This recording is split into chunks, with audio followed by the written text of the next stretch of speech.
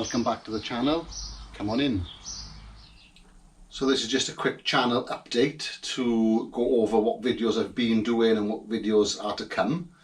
Before we go any further, I just want to address one of the last videos I did, which was the forks on the Speed Triple.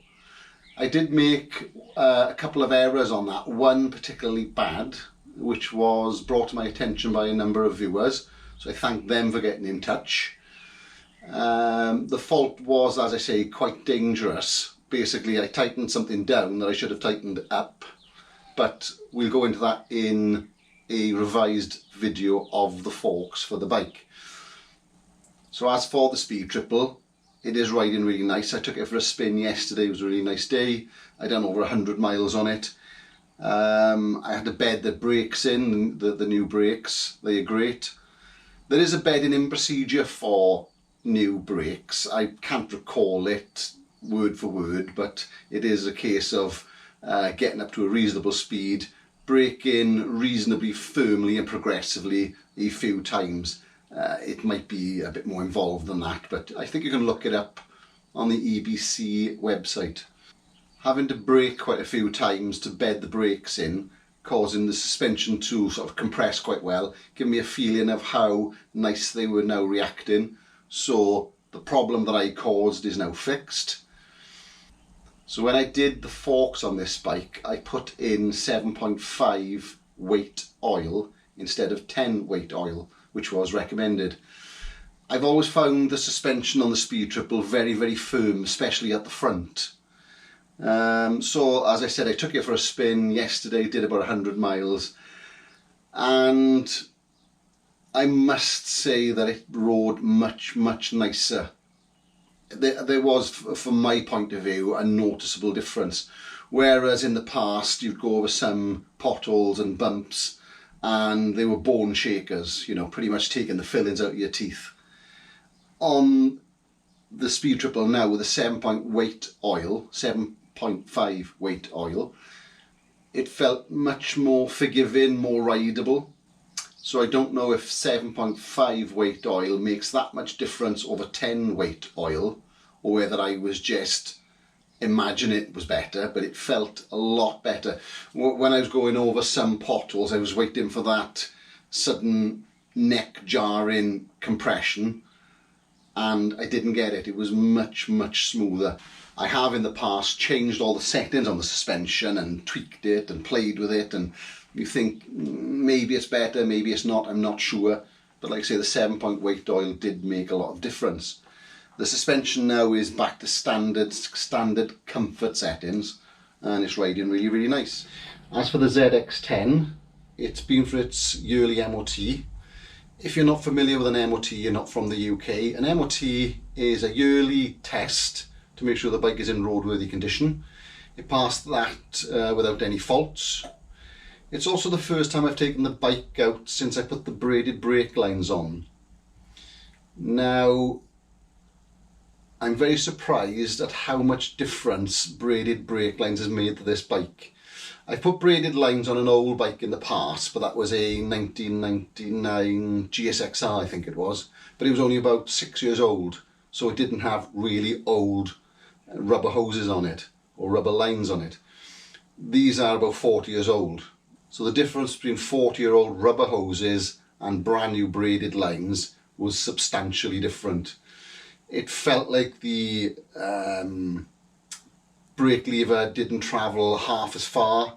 It felt like it was biting much better, and it felt like you were more engaged with the brakes as opposed to in the past. They were very woolly, I think I've described them in the past. You know, where the travel of the brake lever was almost right up to the bar. So when you got on the Speed Triple and then on this, you would notice a massive difference. I'm not saying it's as good as the Speed Triple, but it's not a million miles away. It's also the first time I've ridden the bike since I put the new carbs on, or the refurbished carbs on. So the carbs were totally cleaned, balanced, new jets. I think I put new jets in it if I remember correctly. And it is riding absolutely perfect. So So I'm looking forward to doing more miles on this summer. Now onto the Zephyr 750 engine. It's more or less complete, it's just time I need to sort it out. I've got it all back together. I got the head on. I did snap a head bolt in it, so I'll take a photo of it in a second. But it's got 12 cap bolts and it's got 2 internal bolts. One of the internal bolts snapped and I bought another one. I managed to get it out. It wasn't too much of a problem. When I was putting the second original one back in, that didn't feel great. I didn't quite manage to get it to torque down, and I didn't want to snap that one either. So I've got another one coming. I'm going to take that out and replace that one before putting the rest back together.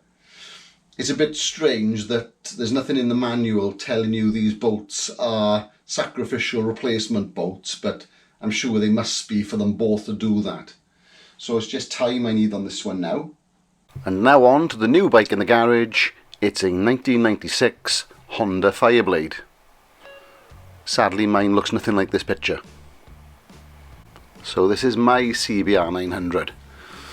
The bike hasn't ran for over 10 years. I think its last MOT was in 2013.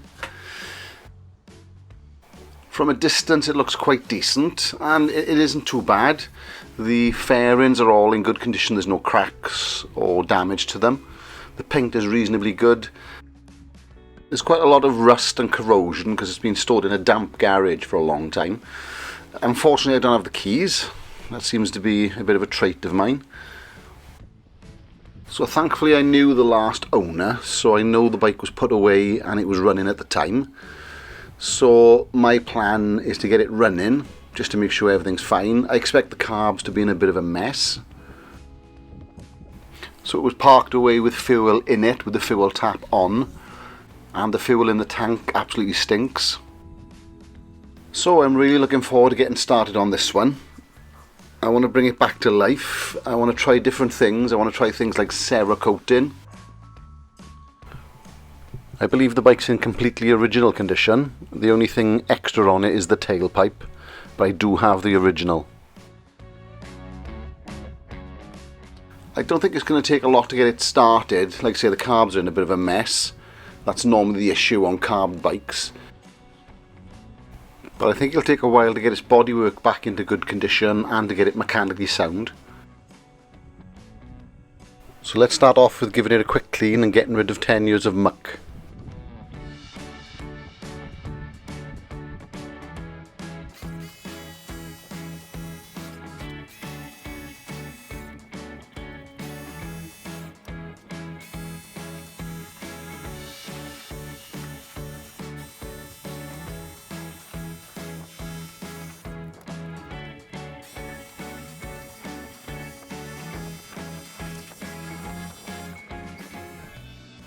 There we go, so that looks a little better.